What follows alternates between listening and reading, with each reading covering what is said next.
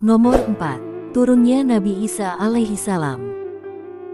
Isa alaihi salam adalah nabi sebelum Nabi Muhammad. Nabi yang sejaman dengan Nabi Zakaria dan Nabi Yahya. Beliau termasuk nabi dan rasul yang wajib diimani oleh muslim. Setelah keluarnya Dajjal dan terjadinya kerusakan di muka bumi, maka Allah mengutus Nabi Isa alaihi salam untuk turun ke bumi. Sifat-sifat Nabi Isa alaihi salam yang tercantum di berbagai riwayat adalah beliau seorang laki-laki. Berperawakan tidak tinggi juga tidak pendek.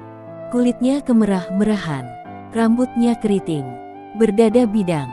Rambutnya meneteskan air seolah-olah beliau baru keluar dari kamar mandi. Beliau membiarkan rambutnya terurai memenuhi kedua pundaknya. Nabi Isa alaihi salam turun di Menara Putih yang terletak sebelah timur kota Damaskus di Syam, Syria. Beliau menggunakan dua pakaian yang dicelup sambil meletakkan kedua tangannya pada sayap dua malaikat. Apabila beliau menundukkan kepala, maka seolah-olah meneteskan air. Apabila beliau mengangkat kepala, maka seolah-olah berjatuhanlah tetesan-tetesan itu bagai manik-manik mutiara. Dan tidak seorang kafir pun yang mencium nafasnya melainkan akan mati padahal nafasnya sejauh mata memandang. Beliau turun di tengah golongan yang dimenangkan At-Thaifatul Mansuroh yang berperang di jalan hak dan berkumpul untuk memerangi Dajjal. Beliau turun pada waktu didirikannya salat subuh dan salat di belakang pemimpin golongan tersebut. Beliau tidak membawa syariat baru, namun mengikuti syariat yang dibawa oleh Rasulullah Shallallahu Alaihi Wasallam. Turunnya Nabi Isa alaihi salam di akhir zaman tercantum di dalam Al-Quran dan As-Sunnah yang sahih. Bahkan riwayat-riwayatnya mutawatir. Allah Subhanahu wa Ta'ala berfirman, "Ingatlah, ketika Allah berfirman, Hai Isa, sesungguhnya aku akan menyampaikanmu kepada akhir ajalmu dan mengangkatmu kepadaku serta membersihkan kamu dari orang-orang kafir, dan menjadikan orang-orang yang mengikuti kamu di atas orang-orang yang kafir hingga hari kiamat. Kemudian hanya kepada akulah kembalimu. Lalu aku memutuskan di antaramu tentang hal-hal yang selalu kamu berselisih padanya." Quran Surah Ali Imran ayat 55. Dari Jabir bin Abdillah radhiyallahu anhuma, bahwasanya Nabi Shallallahu alaihi wasallam bersabda, "Senantiasa ada segolongan dari umatku yang berperang demi membela kebenaran sampai hari kiamat." Kemudian Rasulullah Shallallahu alaihi wasallam bersabda, maka kemudian turun Nabi Isa bin Maryam alaihi salam. Kemudian pemimpin golongan yang berperang tersebut berkata kepada Nabi Isa, "Kemarilah, sholatlah mengimami kami."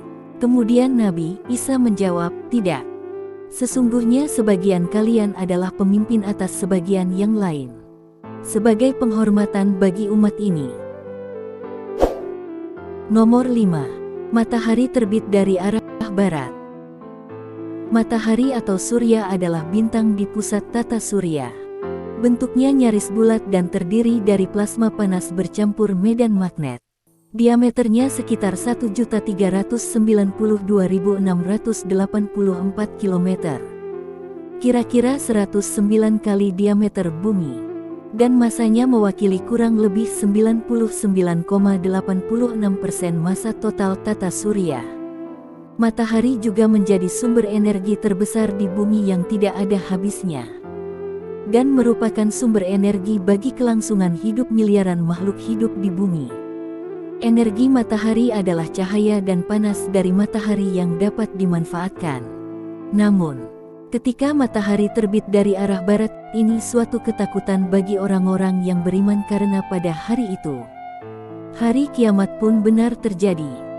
Fenomena matahari terbit dari arah barat menjadi fenomena tak biasa yang muncul sebagai tanda hari kiamat. Matahari yang selalu terbit dari arah timur ini nantinya akan terbit dari barat sebagaimana dalam hadis Abu Dawud serta Ibnu Majah.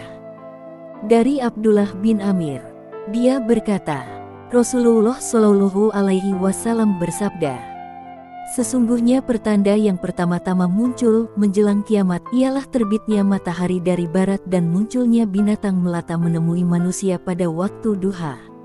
mana saja dari keduanya yang lebih dulu terjadi. Maka tidak lama sesudah itu yang lainnya pun segera terjadi. Hadis lain juga menyebutkan, Al-Bukhari meriwayatkan, kami diceritakan oleh Abu Hurairah. Rasulullah Shallallahu Alaihi Wasallam bersabda, kiamat tidak akan terjadi sebelum matahari terbit dari barat. Apabila manusia telah melihatnya terbit dari barat, maka berimanlah seluruh penduduk bumi. Tetapi pada saat itu tidak bermanfaat lagi iman seseorang bagi dirinya yang sebelumnya tidak beriman.